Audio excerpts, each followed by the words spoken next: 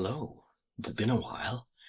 I've had a lot of things to take care of, and I even moved. And the place is quiet. It's much more quiet than the previous place. It's much more clean, much better maintained, and I figured it's time I got back to making ASMR videos. And I figured one good way to start again is to continue a personal project. This one is a personal bowl. My new eating habits require smaller portions, and I really enjoy eating with wooden instruments that I carve myself. I figured a wooden bowl would be a good additional contribution to my kitchen. So I've already carved the inside of the bowl, and it's pretty smooth even though it's not fully finished. And yesterday on the bandsaw, I roughed carved the outside. So I wanted an organic shape, something that looks like it might have been from a log. Of course it was, but this was a purchased block of carving wood because that's all I had. So that's what I kept. I kept the bottom really flat and really thick, so it's bottom heavy because I want to really feel this bowl when I'm eating with it. So today what I'm going to do is I'm going to join up the inside carving with a little bit closer to the outside, and I'll probably smooth out the outside as well a little bit, so you'll hear different kinds of sounds and from different directions, because I took out the binaural microphone, and I hope that you can hear a difference. So haven't used it in a while. It was quite useful recently, actually. I was in need of a very sensitive microphone, because I could hear some vibrations in here in the new apartment that I could not identify. And I wanted the landlady to hear it too, but her hearing was not the same. So with these binaural microphones and a pair of headphones, I was able to pick up the sound and show her that I was not hallucinating it. And it took a week and a half, but I found the source. And this is an old building, and the automatic fan for the attic was in need of lubrication. It was making the whole building shake whenever wind was blowing through it. So I added some lubrication to it with permission, of course, and the sound is gone, which is a great piece. It's a great piece to have that quiet again. So yes, I'll be rambling throughout this as well. Why not? So this is the rough bowl we're about to keep carving. So what we have here is a knife. This is the Mora Frost knife. It's quite comfortable. I resanded the handle and re-oiled it for my own comfort. It was a little bit rough when I bought it, but I really like it. I'm a bit sad the tip is a little bit chipped off, but at some point I'll probably find a professional sharpener to restore it, because I'm not too confident with that myself yet. But yeah, so I'm going to, oh, this is against the grain.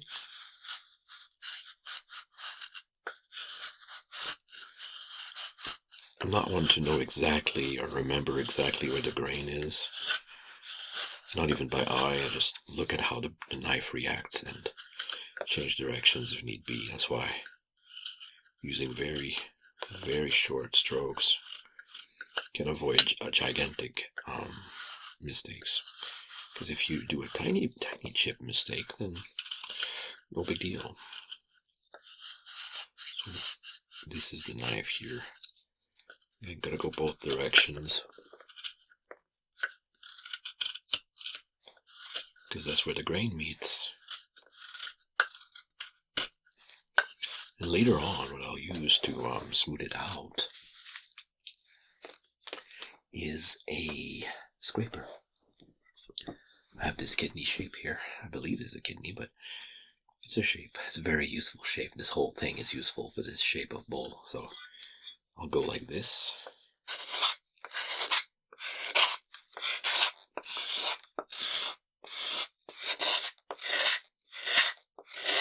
It really shaves off. It's like a mini plane, a curved hand plane, and it really shaves off the surface of the wood. It's not like sandpaper, which scores it and creates sawdust. This also creates dust, but it's a different kind. But yes, it really gets rid of tool marks if you want to do that. In this case, I want to because I want the bowl to be easy to clean. And there are directions that work better. Usually I find a diagonal is better than a straight on. So as I get closer to the edge, I'll be using the scraper a bit more to get rid of, whatever little chipped off area. So let's go back with the knife. Now you don't have to use this knife. There are different kinds. You could use gouges. I use gouges quite a bit with this one to hollow it out. I started from a big block of wood, and I did the shape of the inside of the bowl first. Then I did the cutting of the shape of the outside of the bowl. It makes it easier to handle. At first I tried with an adze, A-D-Z-E, but it's an impact tool, and I'm not really good at impact tools for these kinds of things. Like hatchets, I do have one. Hatchets for the inside of a bowl, not recommended for me. Anyways, the adze was not working, so I went with this guy here, and a wooden mallet. So I chiseled it always towards the center of where my bowl should be, or the center of my bowl should be, and I just carefully removed and stopped my cut right before meeting the center. Then I went back with the same tool and shaved it off carefully, taking the grain of the wood in consideration. It works really, really well. Like I'll do a little bit of that right now, actually. So I like this little organic curved in area here, but I want it to be a lot smoother.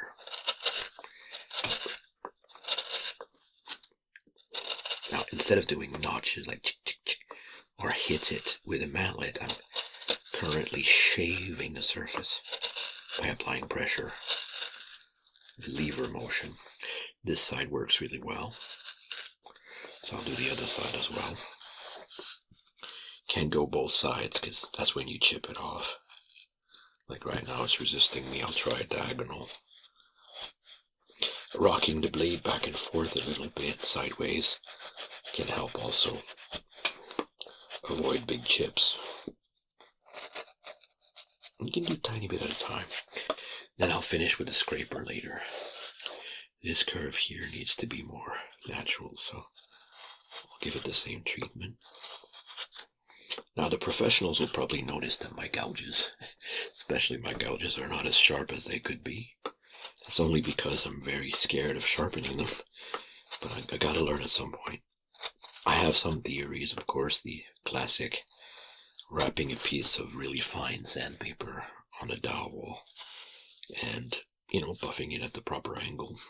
That seems to work for people. I've already experimented with some of my cheapest dowels. Gouges.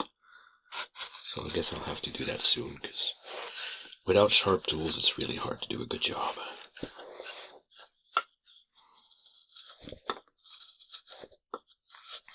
Beautiful. It's chipping a little bit, so that tells me I'm going against the grain. Go back to diagonal. Now you can use the chipping to your advantage because you can remove big chunks of wood at a time. Just make sure to use a stop cut before you go to the other direction and remove a big chip, because you might chip off half of your sculpture.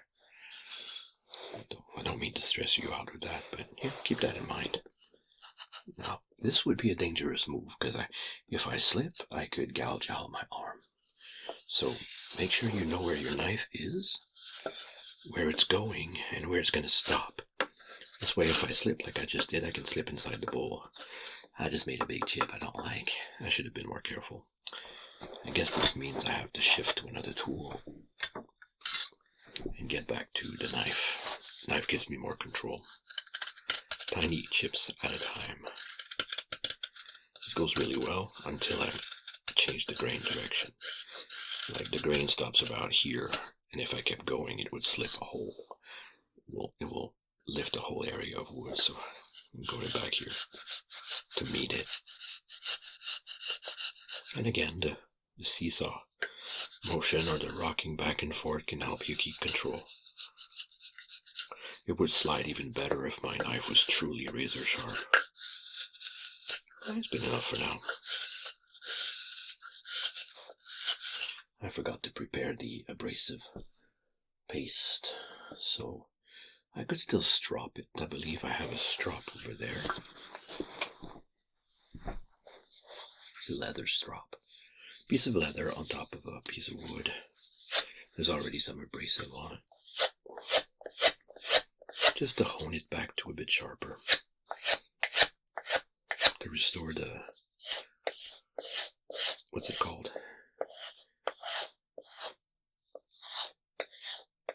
The razor edge, I believe.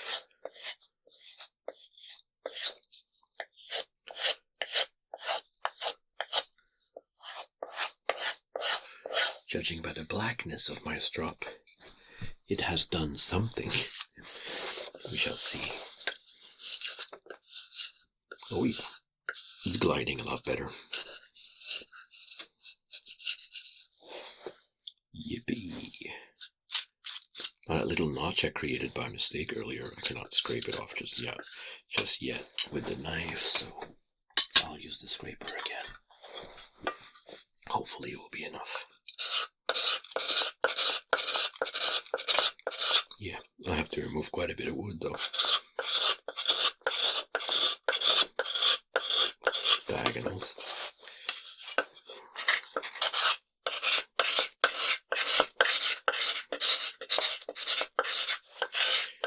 This was the first time I restored the edge on this scraper.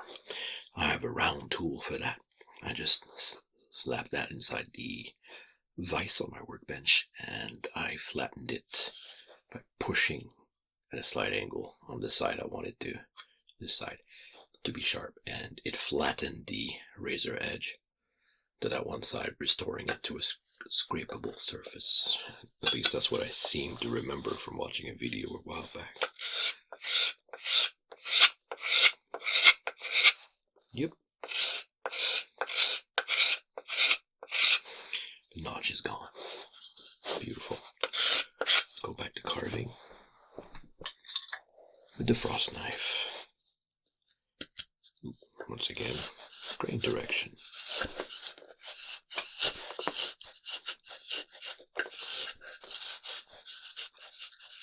I'm going for looks and capacity as well. I'm increasing the size of the inside of the bowl a little bit.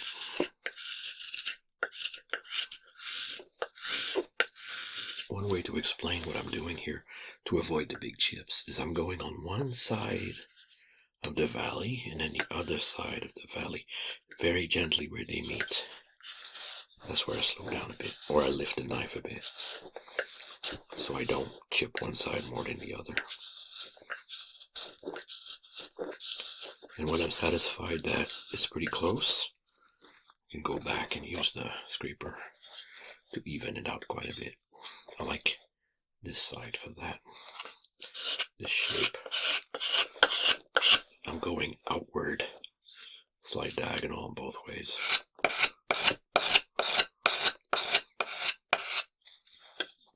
I have to change my grip quite a lot to get the control I like.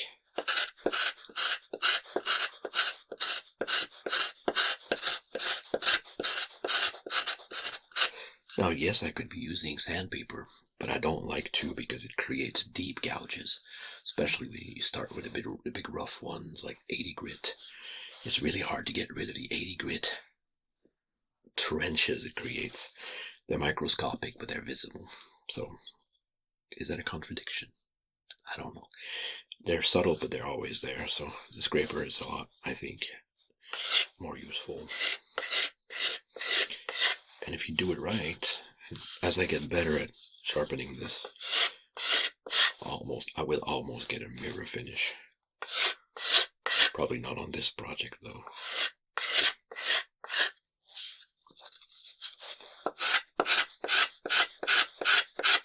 I will be finishing with fine sandpaper, definitely not 80. I have up to 600 grit, I think. So I'll start with 120,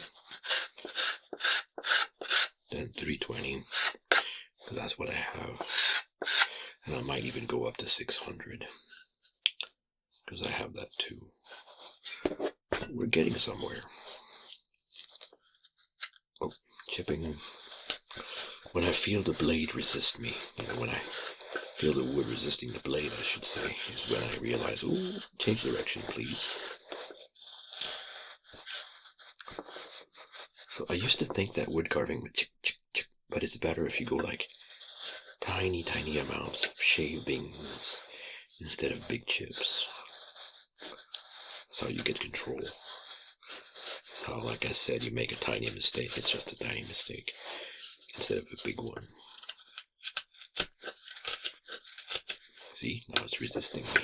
I'm going back. Sometimes you just angle slightly diagonal and you gain control back. Oh, lifting again. This way.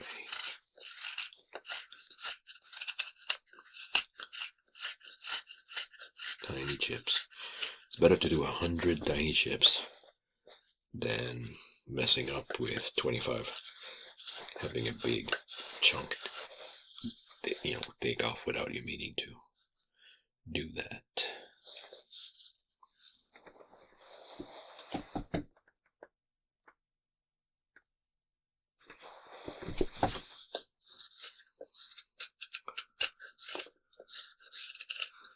Transition between the inside and the outside. I really want a curve there.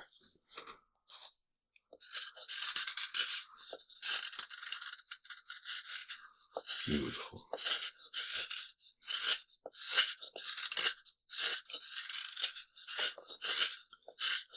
Encourage yourself when you're working. It's therapeutic. And it's okay. Some people think it's misplaced pride, but no, it's good to be proud of your work and your progress and that you're learning something. I'm saying that to myself as well as you. It's good to have a reminder.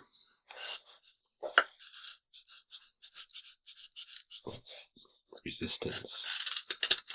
That's better.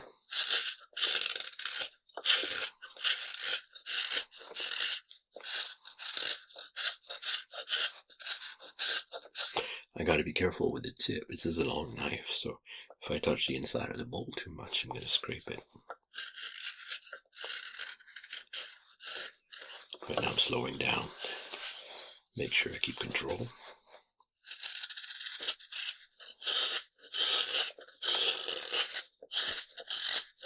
Yep, it really shows that I honed it earlier. It's not resisting as much.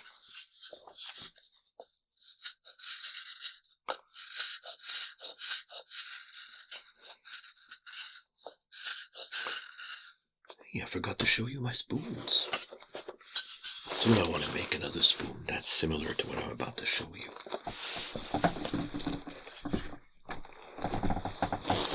That was my chair. I made a whole bunch of spoons. I made more, but I gave some away. My very favorite spoon is this one. I had no idea how much I would like this one. It's made of maple. I had a scrap piece of maple. And I made several pieces of cutlery with it. And this was because I was missing a bit of wood at the end. I think I messed up my shape as I was carving. Or, no, I just didn't have enough wood. So I flattened the front, the tip of it.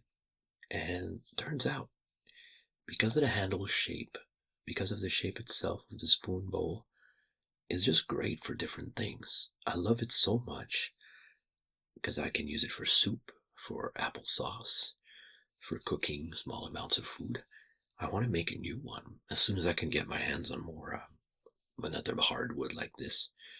Possibly another fruit tree. Well, maple's not a fruit tree, but I read somewhere that fruit trees are good for utensils and stuff. So either maple or something else like it, hard like it. I'll make another one like this, but with longer handle, just as a cooking spoon. Great for my cast iron skillet. But it was a beautiful shape. It's not too deep, it's not too flat, it's just right. And that rounded, thick handle is really comfortable in the hand. I also made some more novelty things. This is a spork. Version number 2. The first attempt at it was a little bit too wide, so I made it a tiny bit more narrow. It's still a bit big for your mouth, but depending on your mouth.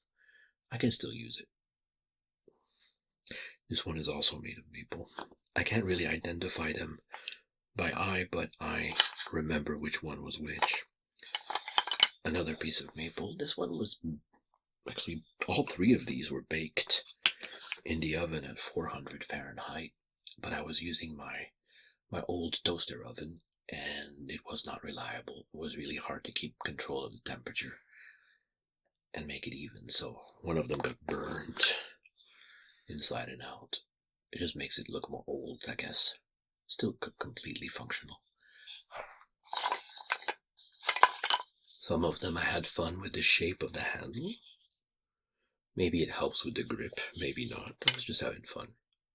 This is all done by hand. I did not use a wood turning lathe or anything like that. This one is probably more for serving spices or getting spices when you cook. I'm just keep experimenting with shapes. This might be a baby spoon. I don't know if wooden spoons are safe for babies though. Probably. If you keep them really round, this one is. You know, before they have teeth.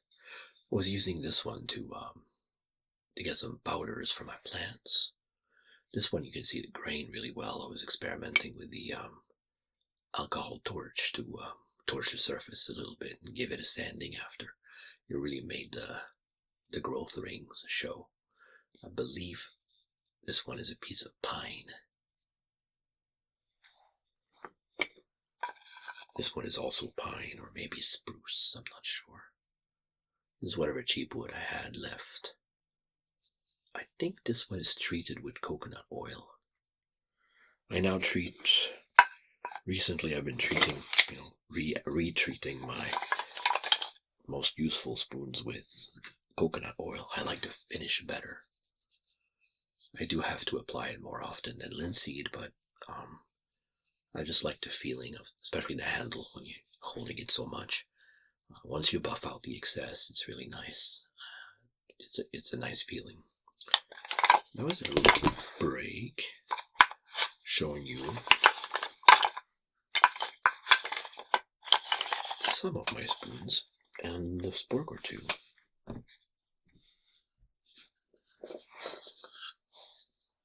Let's get back to the carving.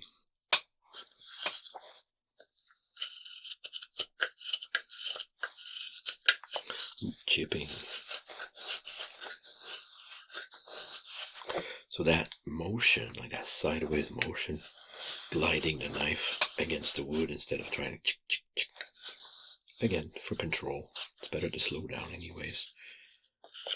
So you know where your blade is, where it's going, and where you plan to stop it. While keeping an eye on your other appendages, especially your fingers, so that they don't get in the way of what I just said. Another precaution should be to wear a leather thumb, a thumb guard, or add some masking tape around your thumb if you're going to use this motion to anchor your movement. You just have to train yourself not to touch your thumb with the blade, but sometimes I forget. I get distracted. So that reminds me I should probably get some tape on it. But I'll just try to be careful. I don't want to stand up right now. I'm surrounded by a forest of tripods and things, cables.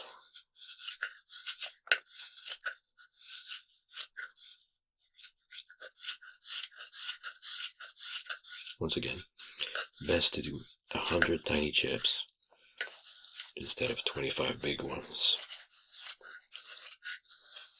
to get the same amount of wood removed, just for control's sake.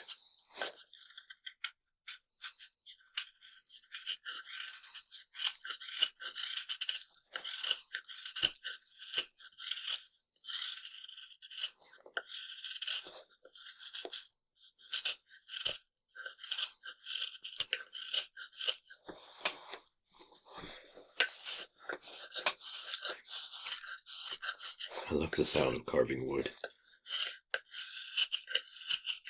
Not just one sound, it's several sounds. I find it relaxing. And I'm making wood chips. There might be a wood chip therapy volume 2 in the near future. That would be nice. If you don't know what I'm talking about, check on my earlier videos. The same channel, of course. It's called wood chip therapy. It's an experimental ASMR binaural video. But it's not, some might say, not truly binaural. I was using a binaural microphone, but I was using them without the ears, I believe. Or with the ears, it doesn't matter, but the sound was in between the ears. Because I used them pointing inward of a wooden box. Wood chips in a wooden box. It was quite relaxing, I found. Let me know if you'd like to see a sequel, to hear and see a sequel of that. I'm planning on doing it anyways, but if I know there's more people waiting for it, I might do it earlier.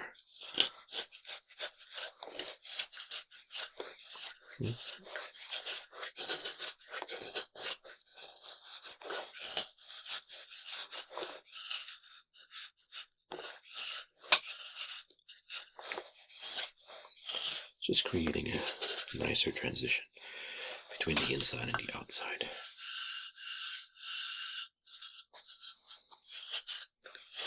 This is me improvising. I'm learning as I go. Learning about, how to better handle my knife and how the shapes will work. I'll have to test the bowl to find out what I can do better next time. If I find that without a proper rim it's problematic, then I'll make sure to have a rim next time. But I think this will be nice. I'll keep a round area here to hold it when I want to. I don't know. Both sides have some kind of grit. This is a bit too sharp. I'll have to round that off.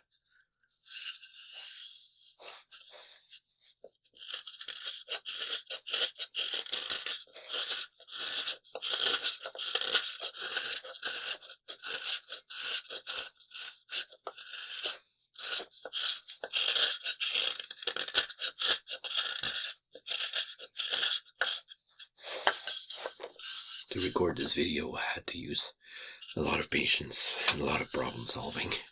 This is my first ASMR video recorded in this new space. It's a tiny room in a tinier apartment with one more space than I had before, but very, very low ceilings. And that meant I had to reorganize everything, including the lights and my supplies. But I'm quite happy to be here. So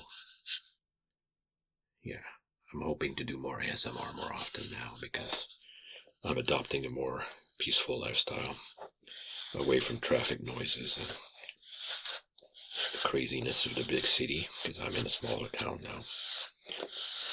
And yeah, so I figured it out. I think it's gonna sound good. You let me know if you like the sound quality. I had to shut down the computer. It was just too noisy. I'm recording on a field recorder, the Zoom H5. For the sound, I mean. I'm going to synchronize it with the cheap microphone sound from the camera.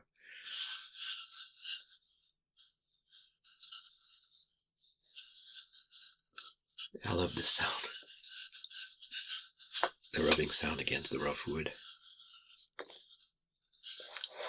Let's do some rounding on the outside. Oops. Other way.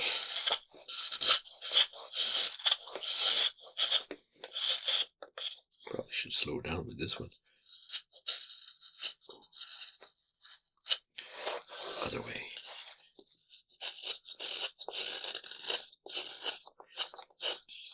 Now, one thing I want to learn, that I've been meaning to want to learn for a long time, is to get that faceted look at the final stage without having to sand it off completely with the sanding work, the sanding stage. But you need a really sharp knife for this. And it's getting a bit dull again.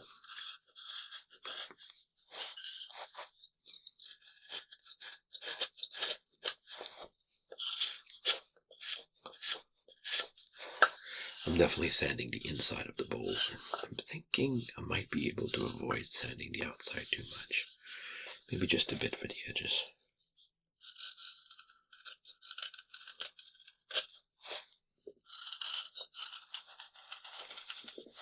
Now I want to get rid of all the super flat sides, so I'm going to sacrifice some thickness a little bit. I just don't want to see a trace of the old, perfectly level,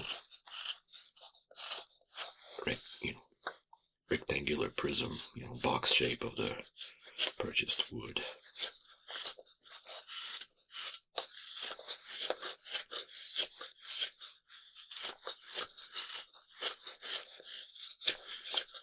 I'm keeping the bottom though, because I like it. I like how it's contrasting with the rest. See, I'm using the chipping now on purpose to remove more wood faster. Yeah, you can do that. Oh, it's chipping both ways. What the heck? You gotta know the rules to be able to know when to break them. Wow, it really chips on both ways now. Diagonal then. Yeah, I'm not gonna be able to get rid of that curve. I mean that flat. Without sacrificing too much thickness. I'll just make it more subtle. Yeah, that's it.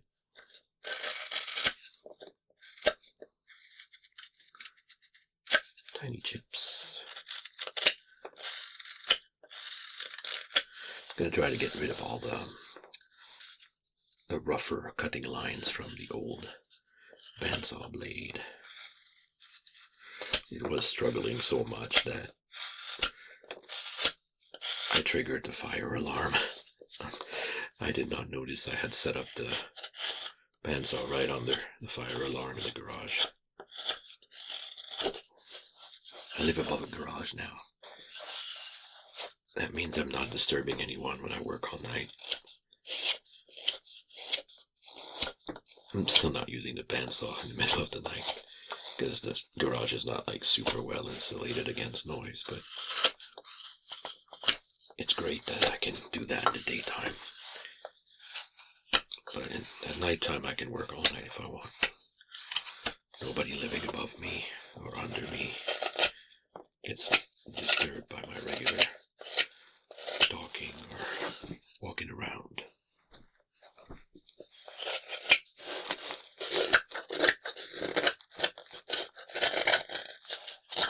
Nice. I got distracted. I need to finish rounding the outside edge. Ooh. Chipping again. I'll try to go at a diagonal a bit. Now I'm carving basswood because that's all I had.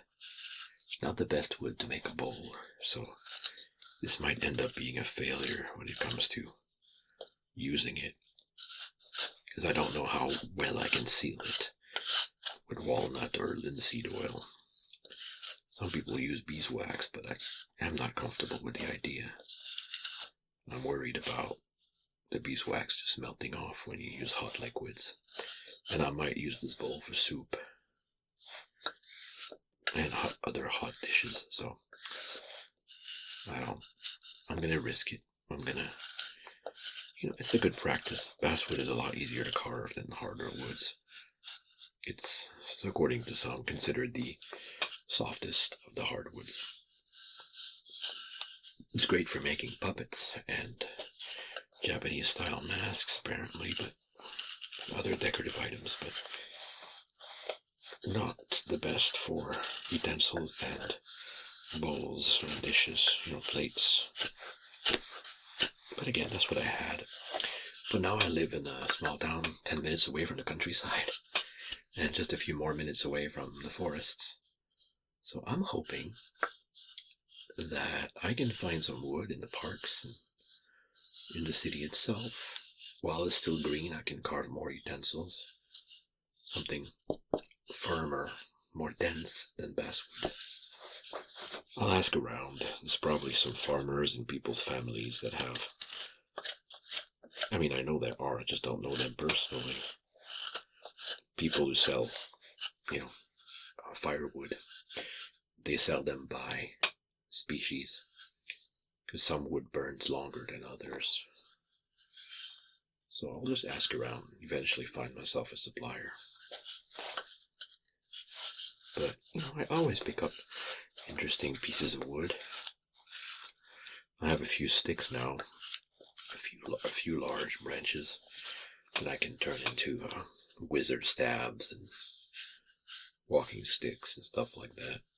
I'm still looking for a proper piece that can be turned into a classic one, or several styles of classic shillelaghs, Irish fighting sticks that can also be used as walking sticks. I like the shape, but you need to find the right piece of wood. I mean, you can fake it by using a much bigger piece, but I'd rather use the actual knot as a pummel for the comfort. I had an attempt last summer and I messed it up. I don't even know if I kept it. I was supposed to, but in the frenzy of moving, I had to get rid of a lot of stuff really, really fast, so I sacrificed that probably. Might be wrong. It would be a nice surprise if I do find it in my stock. An interesting stick. It's just a short hand tool now. It's no longer a walking stick. Made it too narrow after the knob. It would not have been sustainable for long. Not strong enough.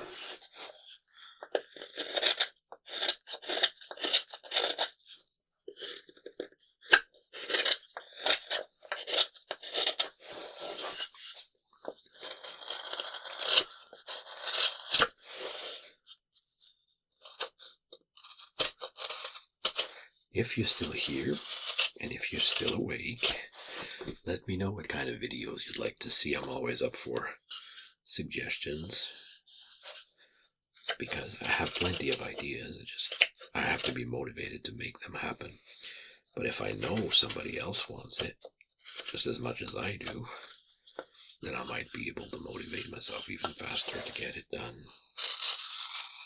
Something within the realms of my technical capabilities, of course, but if you've seen me do something and you'd like me to do more of that, or if you think I'd be good at something specific, let me know. It's all about feedback and working upon that.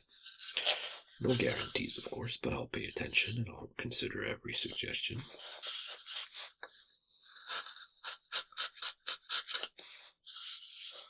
This is already more comfortable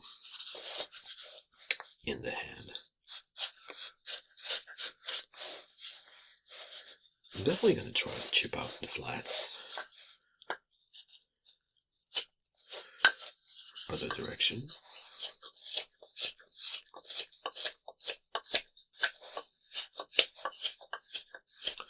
There are like two perfectly straight lines right there. They are gone. Lovely.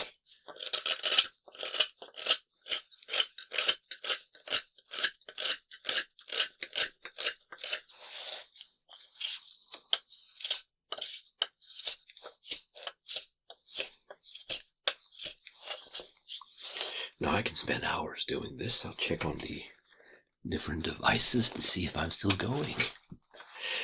And I am. There are limits to how long a video segment can be, which I find a little bit annoying, but you know what? You work with what you got.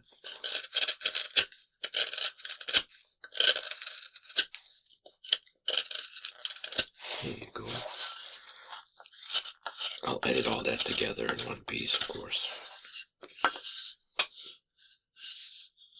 If you're seeing this now, it means I was able to salvage some of it. Yay.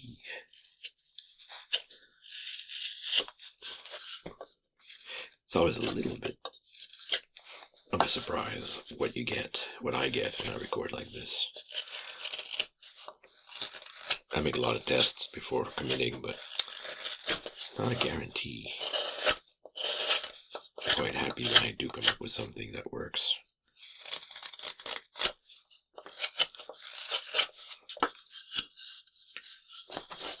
And it takes me an hour or two to the video. And usually an hour more to compile it. Or produce it, depending on your software.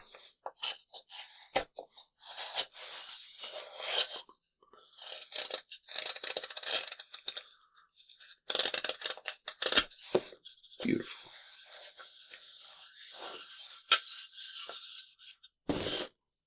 Particles on the eyelid.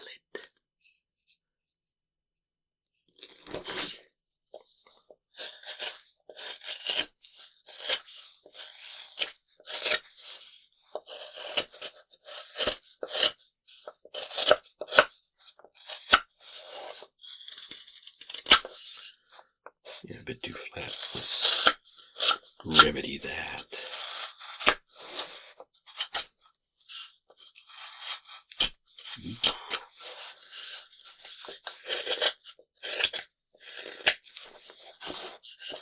If it resists, change direction.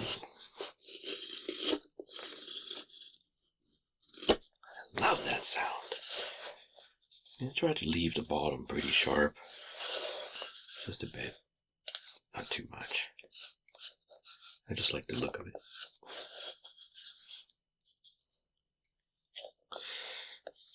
Try to be more subtle. That was a bit of a chip. Nice.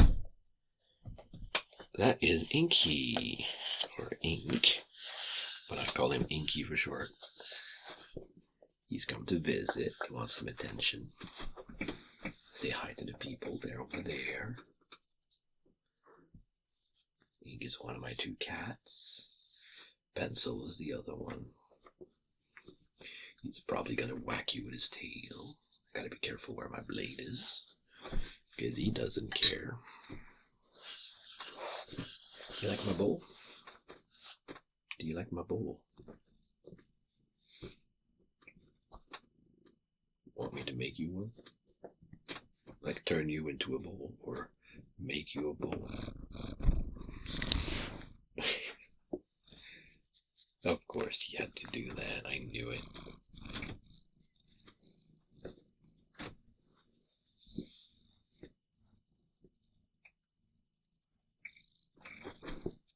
This is a sound that I've trained them to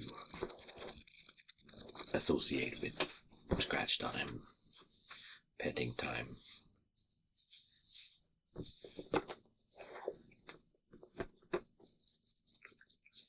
Pinch, pinch.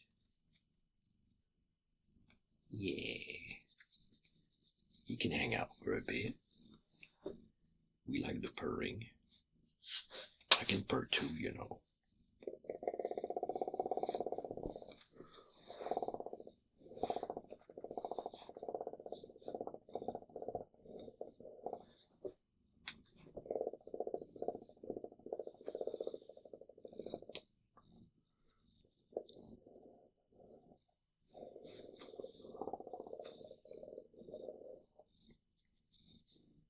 Let me know if you want me to make a purring video. It's not super realistic, but they seem to like it.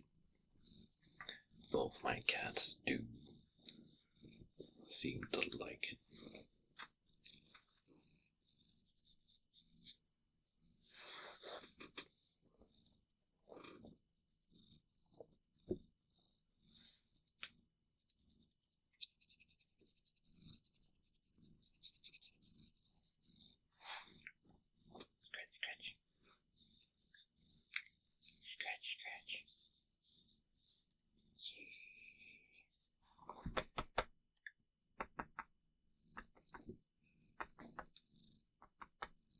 No. Sometimes he climbs up. Neck pinches, places they can't reach.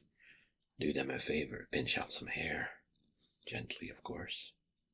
Just a loose hair. My cats like that. Other cats do, of course.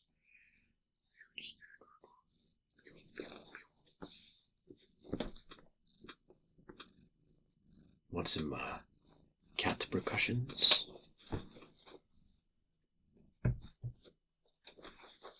Maybe not. First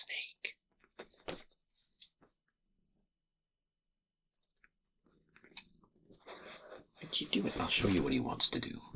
I won't let him for long because it's going to make me bleed. Because I was not able to convince him to let me clip his tips today. So I did his brother's though. It's once a week when I'm lucky. Inky, want to do your thingy? Alright. So first I pick him up. Then I lean him like this. And then he takes on his position. Then he does his grooming and kneading at the same time. Now if I let him do that, he's gonna make my whole arm bleed. So probably should grab something like a shirt or something to protect myself, but there's really nothing close by. Someday I'd like to record a whole video about this, but I'd have to wear long sleeves.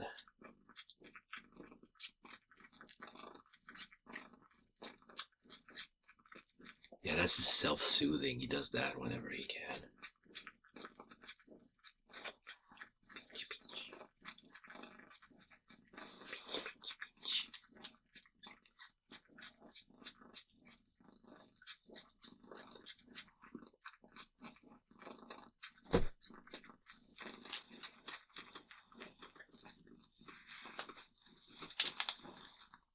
I'm just moving. It's fine. Thank you for stopping.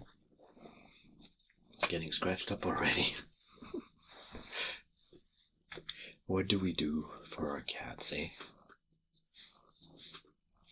So these guys are stressed out when we moved in, but it took them about a month to really relax, and it took them about 2 weeks to, act more like themselves. But I recently noticed, probably 2 days ago, that they probably finally got this is home, and they already have their own habits, their new habits, new spots to sleep.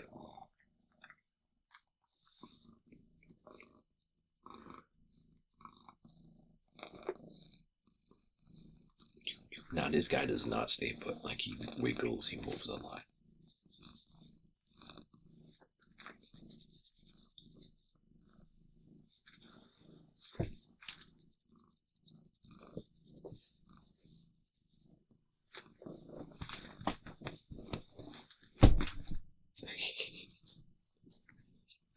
Thank you for stopping by. Let's get back to work. The knife is over there.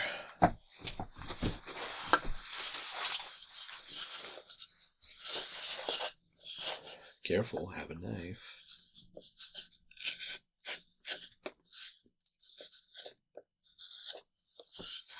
Nice.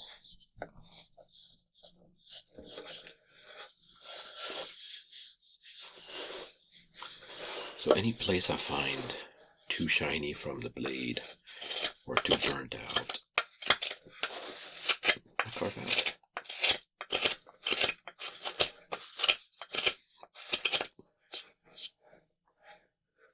You contributing to the 3D space? I don't mind.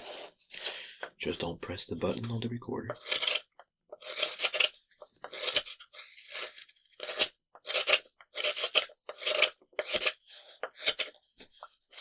I got to try a virtual headset and a sculpting app a few days ago while visiting my brother. He's got the whole setup. It was quite a lot of fun. First thing we tried was, I did ask him, like, is it possible to watch a movie using a VR headset as if you're inside a cinema? Like, you see it as much bigger than you would in your house. He's like, yeah. There was an app called Big Screen. It's part of Oculus Medium. Oculus Medium is the app for sculpting, but Oculus itself, the whole environment is, has the Big Screen app. And it was fantastic. It's set up like a cinema. By default, you appear in the middle, like the best seat in the house, according to many people. And because you're wearing the lens, if it's adjusted to your eye, they were not to mine, but close enough. I was able to use it without and with my glasses. It was amazing. Of course, I asked him to load my favorite movie, Labyrinth from 1986, and seeing that on the big screen again was quite a treat. Just for a few minutes, of course. Didn't want to take all this time, but wow, that was fun. And then I got to try Oculus Medium, and that was immersive as heck. Because, you know, you can sculpt big, you can sculpt small, you can move the sculpture without having to crawl underneath if you want to do work on the underside. Someday I'm going to get a device like that, both for the therapeutic aspect of it, but also for work. I would love to sculpt in 3D and, you know, again, but this time with VR. I just haven't found a proper application of those skills to an actual contract sort of thing. But it is possible. Some people have done it. I'm sure you have to do some touch-ups and cleanups in another app, but if you do most of the work on the VR environment, I'm guessing that experience is a lot more, you know, a lot closer to sculpting traditionally like I do. With clay mostly. And fabrication with foam and paper mache and stuff like that. First I was worried that without the tactile sensation something would be missing, and it is, but it's not enough to take too much away from the experience. Because you see it so well, they even put sound as part of the usage of the tools. I only tried one tool. It acted like a can of spray foam. It was a lot more useful than a real can of spray foam, that's for sure. And a lot easier to control. I just made a blob or two. I could tell right away that I could really enjoy that over time. And another reason to get a VR headset is the fitness apps. I wish there were more of them, but there's a few that look interesting. On my phone, I don't have VR, but I have AR. I use an app called Starry to do sports. I can't do it in this room. The floor is a bit too soft. I'm afraid I'll go right through it. But it's an old building. But maybe in the living room. I'll test it soon. But Starry is like in the same vein as Beat Saber, basically, without using the tools or the goggles. It's AR. It's augmented reality instead of VR. And you know, I see the image on the tiny screen of the phone, but someday I'd like to connect it to a monitor, make it bigger. But it's really good for fitness, I think.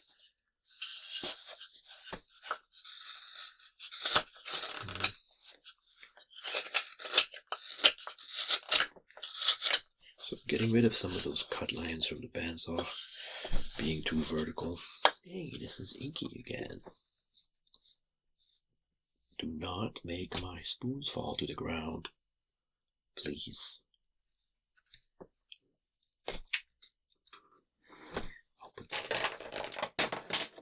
Told ya. You're making my editing job a bit harder later. Yeah. Silly. Don't worry, folks. You have not heard it as loud as it happened.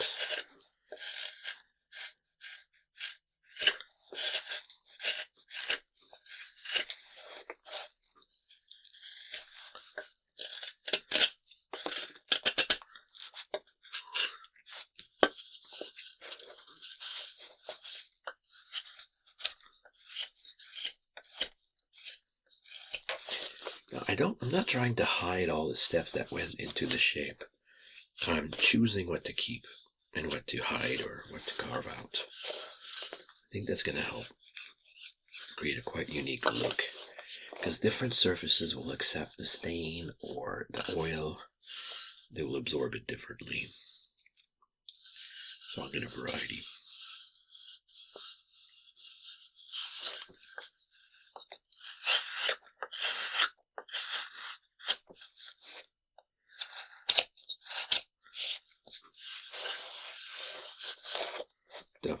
get rid of those lines.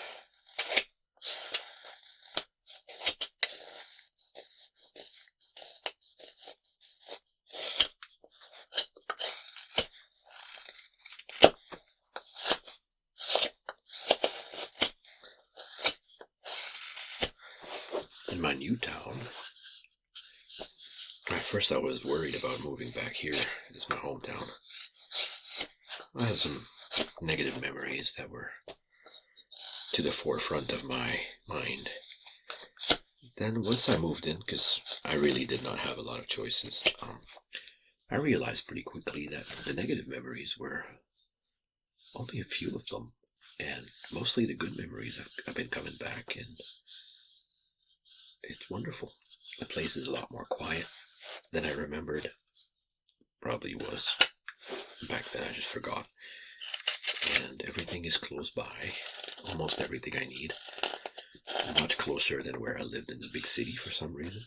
So, a short bicycle ride away, everything is available. Almost everything. Today, after I sleep some, I'm gonna go get some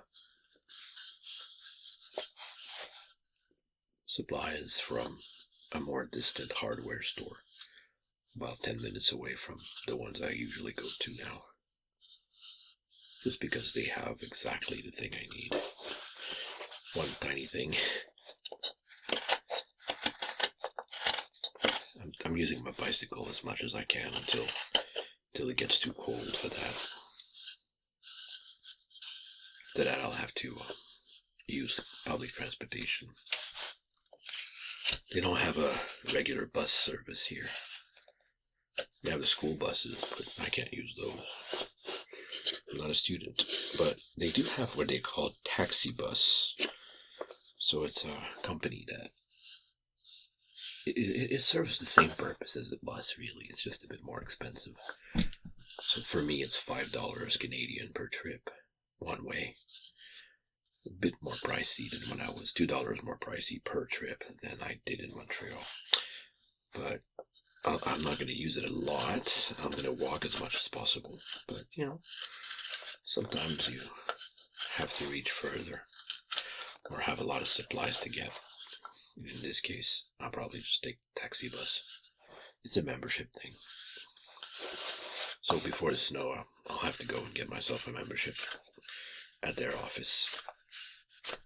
And yeah, turns out that my mother's house is right next to a stop. They have 1,000 stops, literally 1,000 stops throughout the city. It's like a bus stop, it's just slightly different. They're not protected or anything. It's just a spot for the car to pick you up or deposit you. But yeah, it's pretty cool. I haven't tried it yet, but yeah. My two disappointments are that they don't operate late at night. They close quite early, actually, like midnight or something. And they don't accept pets unless they're, therapy animals. So I'll have to take a regular taxi to take my cats to the vet. It just makes it a more pricey endeavor, but small price to pay for more peace of mind. Gotta see the silver lining in these things. And so far, it's all silver lining. Like, the place is friendly, people are friendly. My apartment is clean. I keep it clean. Better organized than ever. It's a pretty nice change of pace.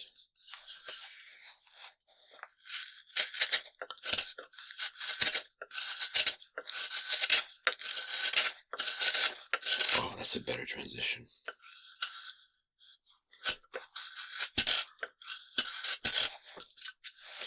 So once in a while I stop and I massage my bowl, see how it handles, how it feels. I like this little curve here. I'm gonna work on that. I'll dig it in a little bit more. I don't like shapes that are so hesitant that they may appear that you're not sure you wanted it there. I want to make it look intentional.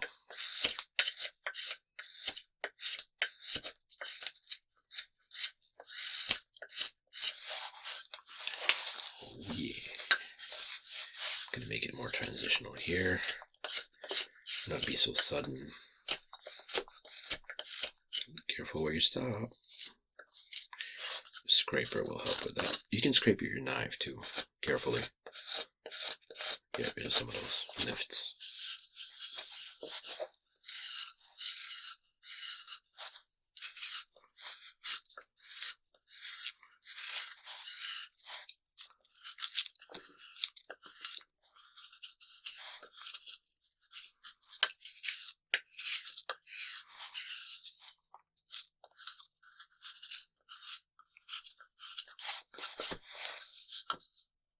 Beautiful.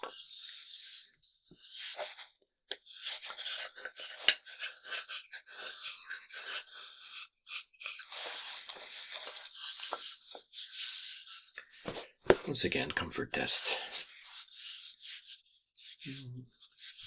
Got to slant that down a bit here.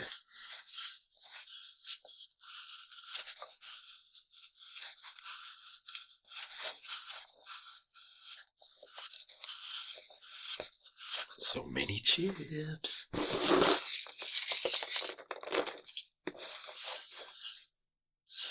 I'll pick up most of the chips and put them in a box to prepare for wood chip therapy 2.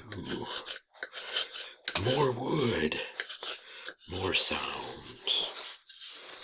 maybe more cat intervention, who knows?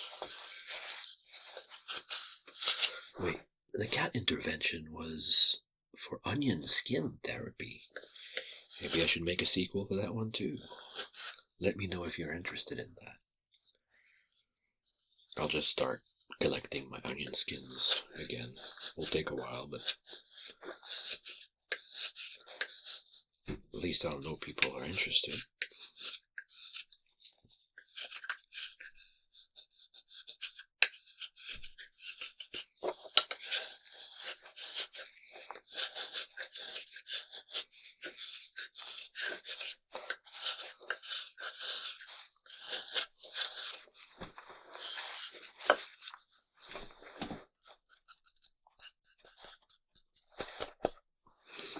Just making sure the mic still works.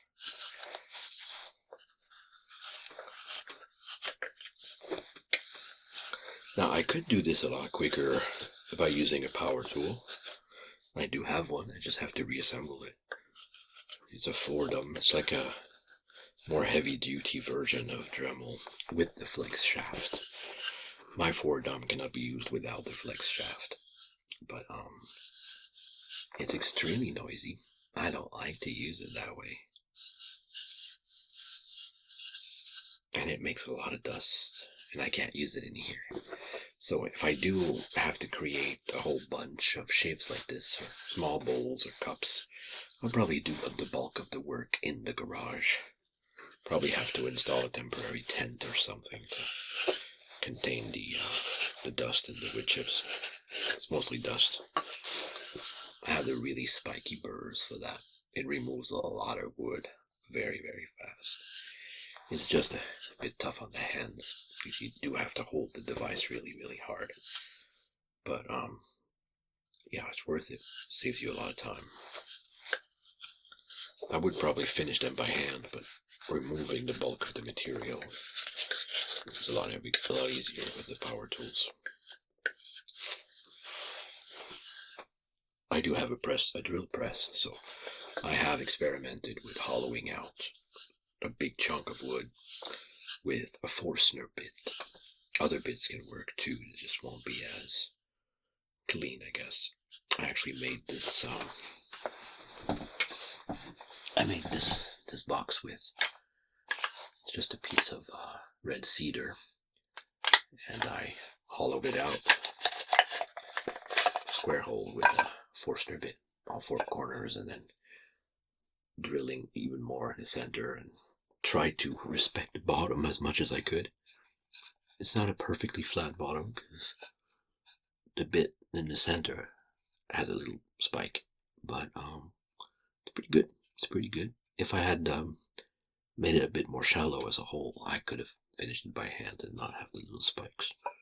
But to hold things like brushes and sculpting tools, it's an interesting little box, little container.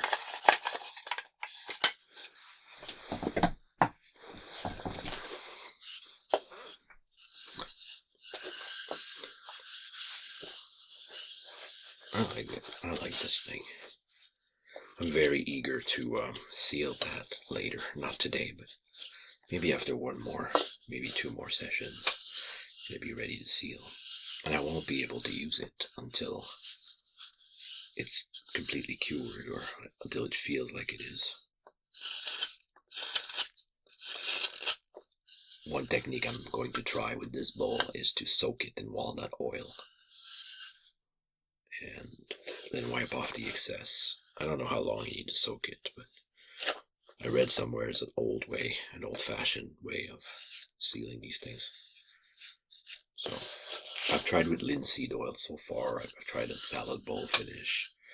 That's a mix of mineral oil and beeswax. It was pre-made. I bought it. Don't like the stickiness of it. It ruined my first plate that I made out of wood. So I'm not doing that again. So far my favorite sealer has been coconut oil, but for this bowl I'm not sure it would be the best choice. So maybe as a refresher, but the basic sealing of it should probably be walnut or linseed. There is a product that's called Tried and True that I've read good things about. It's specially prepared linseed oil that's been actually boiled instead of filled with drying, accelerating chemicals. And it's food safe, even in its liquid form. So, but I do think they have a bit of beeswax in it. But a lot of people swear by it, especially wood turners, who make bowls. So it's not the same method because the bowls often get finished while they're still on the lathe at high speed. But I'm thinking it might be close enough. I might still be able to do that without the spinning. Just rub it in. Probably heat up the oil first. I found that it helps with, oiling spoons, wooden spoons and forks and sporks and knives. I've tried them all. I find it's really satisfying to eat with a properly made wooden spoon. The sounds, the textures, the lack of noisy cling clangs because it's not metal. Even using that wooden spoon in a metal bowl sounds better than metal on metal. So for those reasons, for the tactile sensation as well, I'm going to keep on making my own utensils. I still use the metallic ones, but the more I use my wooden ones, the more I want to make more and use more.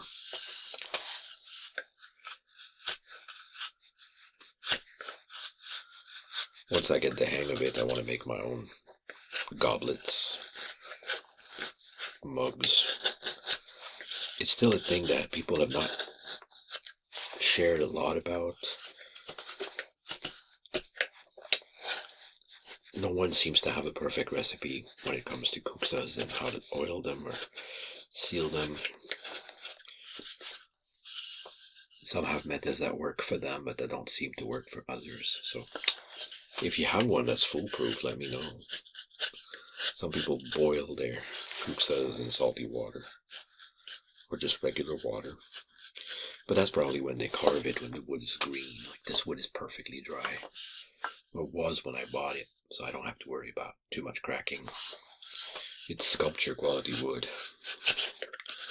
Probably kiln dried and moisture controlled, as long as it was in the shop. But I sure am not moisture controlling my apartment like that. But yeah, this one I don't have to worry about drying too fast and cracking, shrinking and warping. Unless, of course, I soak it in water once again, which I will not do until it's sealed.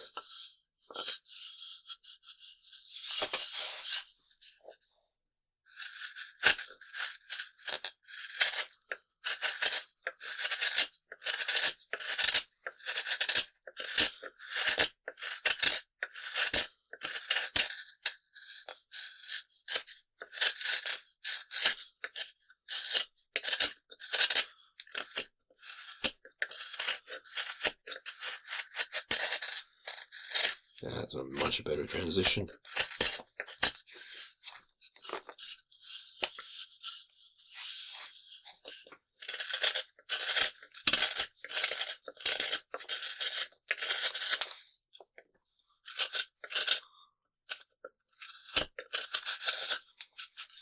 It's a little bit like a seashell sort of shape. I'm thinking of how to use it. I might finish the bowl by drinking from this end. For that reason, I'm gonna, work that transition a bit better. Almost like a pour spout.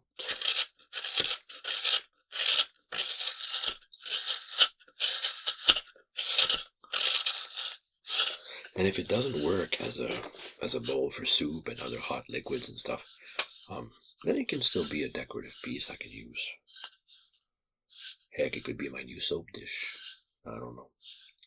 I'm thinking of making one out of polymer clay because I can't seem to find the right shape for my kind of soap and how I use it.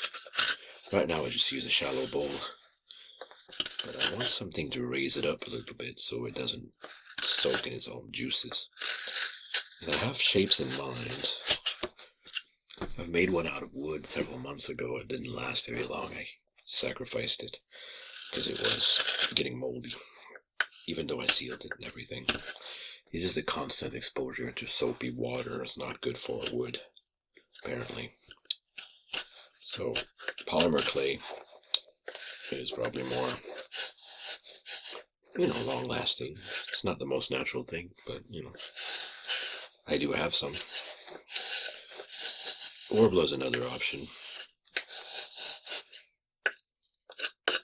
Heck, I could carve a block of acrylic with the power tools, but I'm less interested in that approach. Another option would be to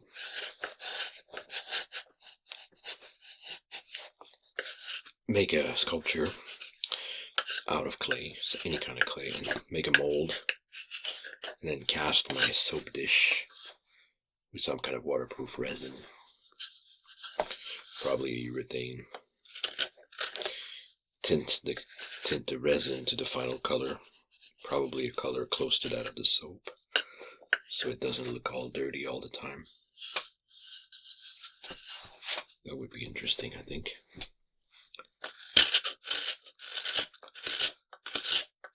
It's a bit of an investment for just a soap dish, though. So for now, I'm just keeping an eye out on different bowls and stores I go to.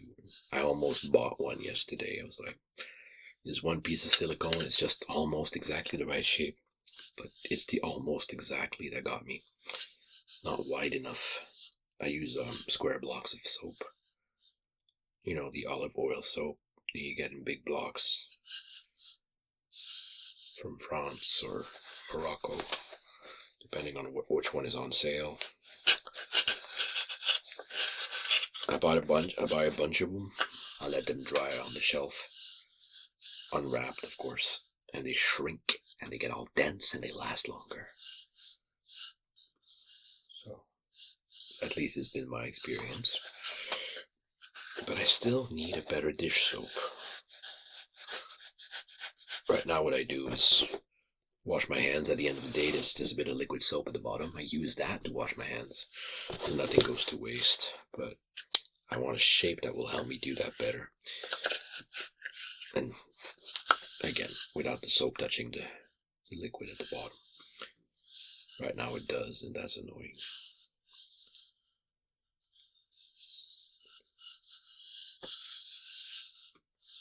Also, the soap dish has got to have a shape that makes it easy to clean. I don't want any crevices where the soap can accumulate and you can't reach in without using a brush. It has to be like easy to clean with your fingers.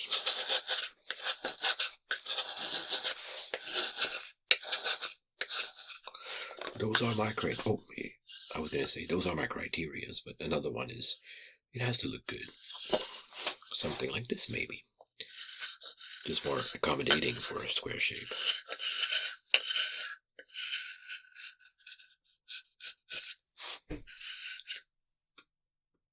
I could make one out of plaster.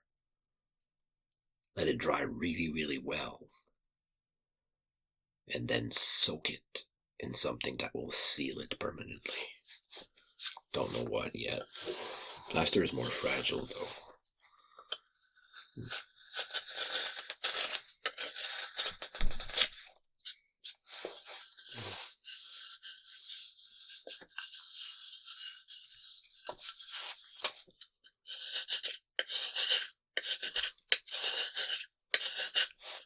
Careful, I have a blade.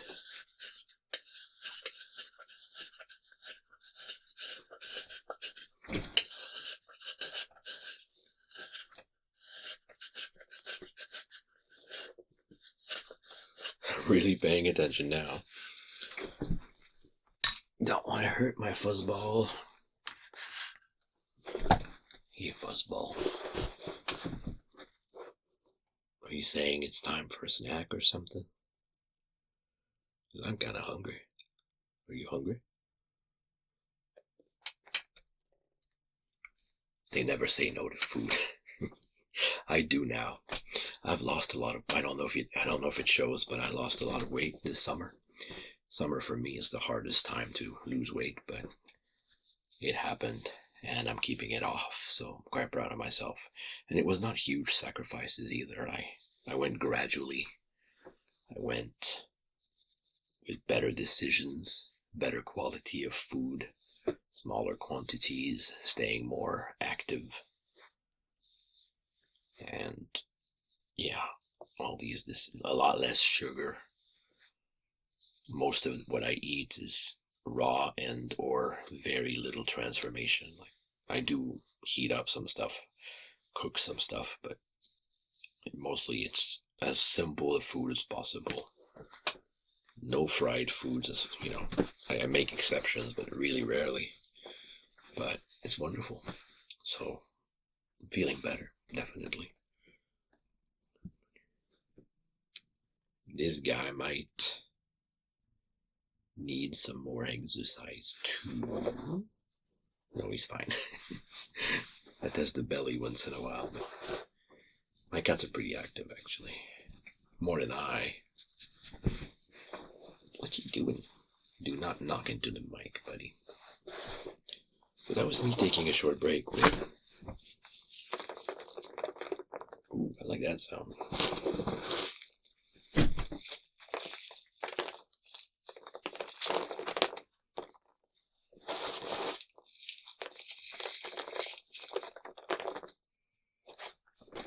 You can stand up now. This whole time you've been like looking from above, but your ears were disconnected and right in front of my belly. It's okay if you want to stand up now. I'm done for this time around. Thank you for hanging out for a bit. I'll be back soon, hopefully, with another video. It depends on, whatever I can do, what energies I have left. But I really was missing this whole ASMR making things, the creativity that comes with it, and it feels good. It feels good. I hope that my editing will go smoothly and that I can publish this really soon. But thank you for watching and listening. And if you fell asleep, that's okay too. And I hope you fell asleep if you're comfortable where you are. And thank you for watching and listening. Thank you for watching and listening. I and Ink wish you a good rest whenever you do. And hopefully we'll come back soon with more videos like this or completely different. Tell me what you need, tell me what you expect, or what you hope I'll work on more, or some new things you might want me to try. If you want sequels to projects I've done before, I'm all for that. Of course, I'm gonna go back to the Healer series because I miss that guy. I miss being that guy. The new Stonewall behind and sideways of me is in progress, but it looks good already. And that's just phase 1. Phase 2, I'm gonna add more to it.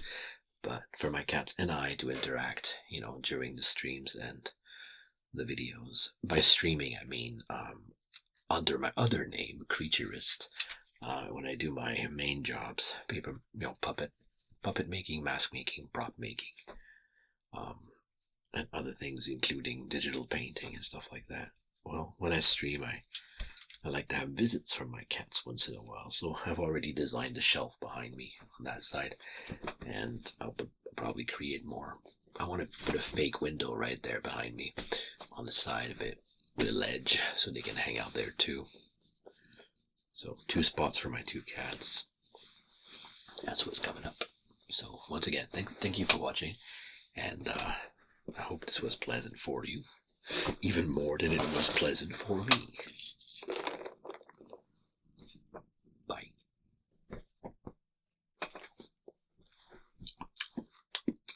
Don't eat the cattail.